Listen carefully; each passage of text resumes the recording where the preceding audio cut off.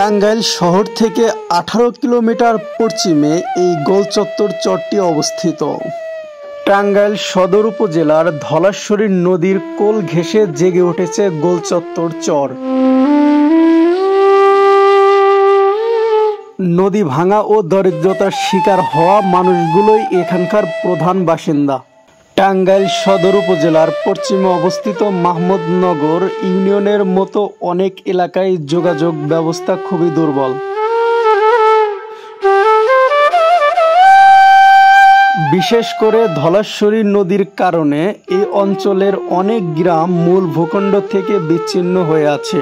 বর্ষার সময় নদী পারাপার করা খুবই কঠিন হয়ে পড়ে এবং শুকনো মৌসুমে বালুর পথে পেরিয়ে যাতায়াত করতে হয়। একটি সেতুর অভাবে হাজার হাজার মানুষ চরম দুর্ভোগ পোহায়। এতে কৃষকরা তাদের উৎপাদিত ফসল সময় মতো বাজারে নিয়ে যেতে পারে না, ফলে ন্যায্য মূল্য থেকে বঞ্চিত হন। শিক্ষার্থীরা নিয়মিত স্কুলে যেতে পারে না এবং জরুরি প্রয়োজনে রোগীকে হাসপাতালে নেওয়ার ক্ষেত্রে অনেক বড় সমস্যার কারণ হয়ে দাঁড়ায়।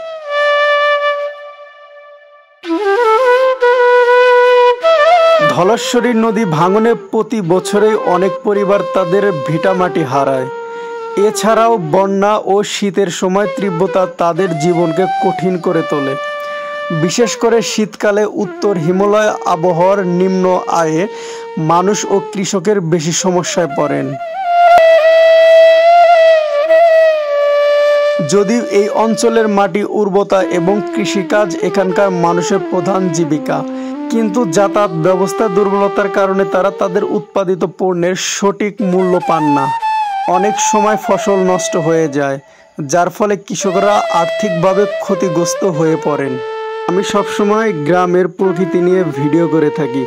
নতুন নতুন প্রকৃতি রিলেটেড ভিডিও পেতে অবশ্যই আমার এই ফেসবুক পেজ এবং ইউটিউব চ্যানেলটি সাবস্ক্রাইব করে পাশে থাকবেন।